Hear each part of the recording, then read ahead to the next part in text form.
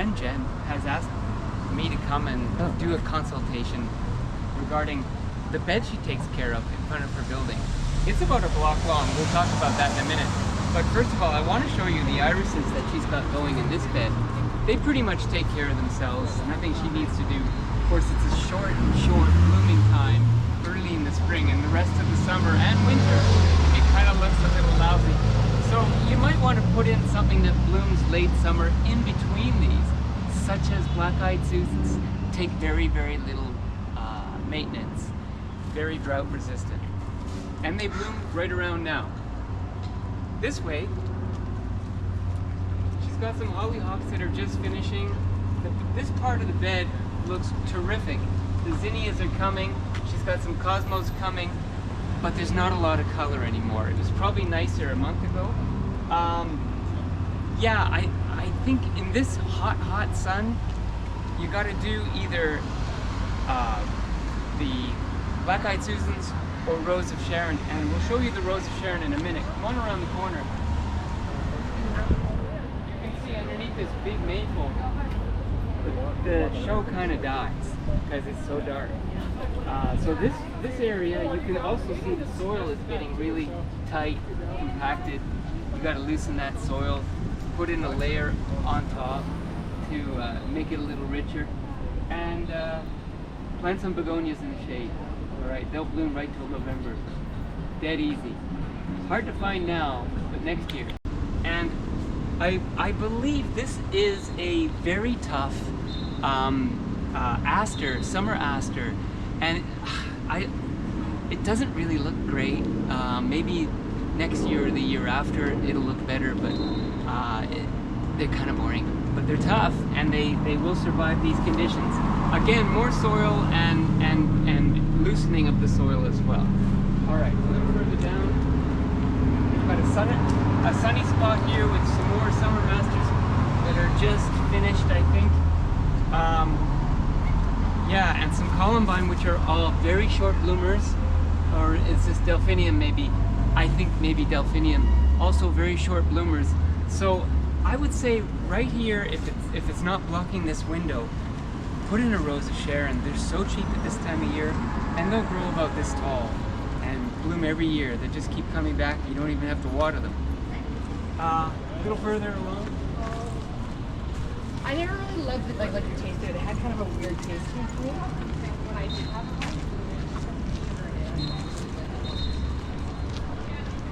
The front door display looks terrific. I wouldn't change anything. It's going to get nicer and nicer over the course of the summer. Finally, there's one more bed over here. More irises and summer asters.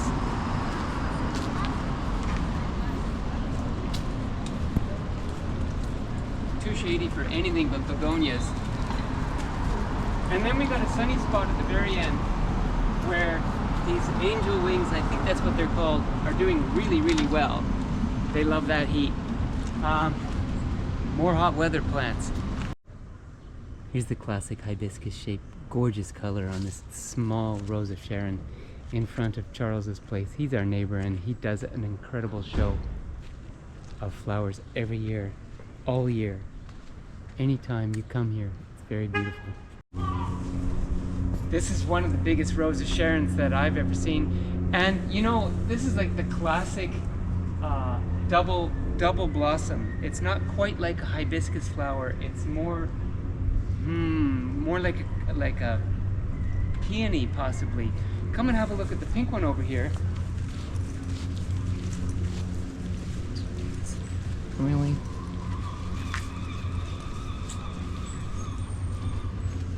You can see the ruffled petals are quite different. And I think they're actually blooming a little later than the others, even though they're in really strong sun exposure. Beautiful combination with the rose. In this garden at Beach Towers, where just about everything's been killed from neglect, the Rose of Sharon, going strong. This tree was very tough. It's dead. Palm trees barely surviving. There's another Rose of Sharon looking pretty happy. Not quite in bloom yet. Now look at this big one. Double bloom. Good sized tree, hey? Oh, that's beautiful. Too bad they killed everything else. So we're just at the culmination of Pride Week. It's the Pride Parade today, just down the hill. There's a huge number of people celebrating down the hill on Pacific Avenue. The crowd's waiting for the next float to arrive.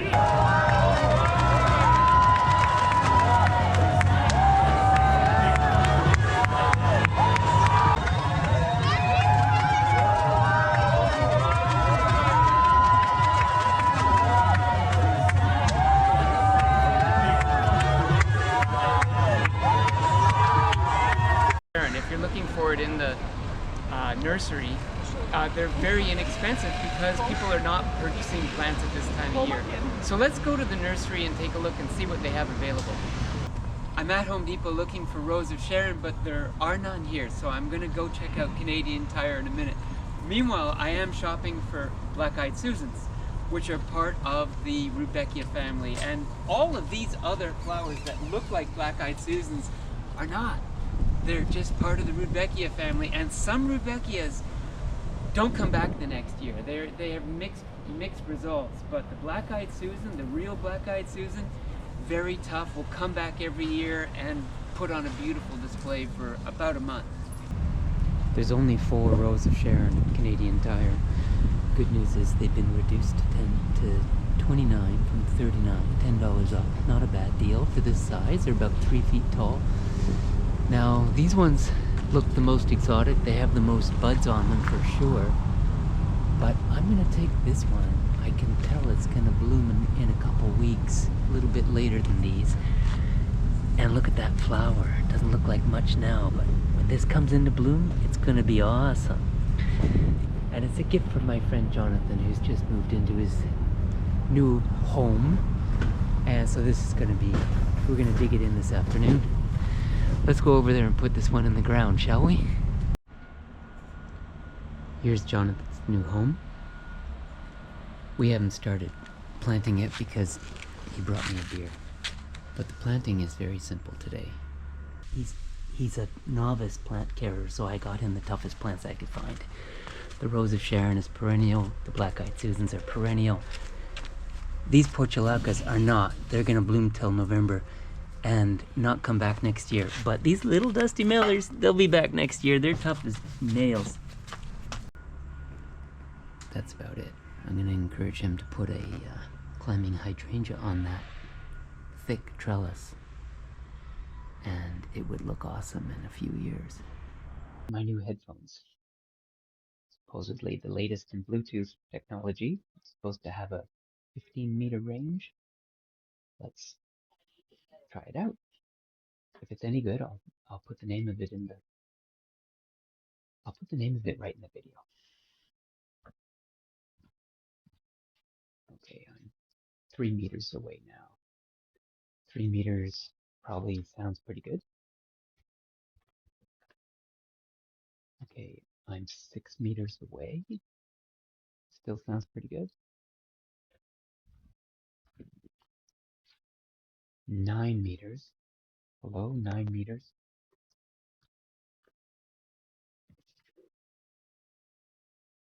12 meters.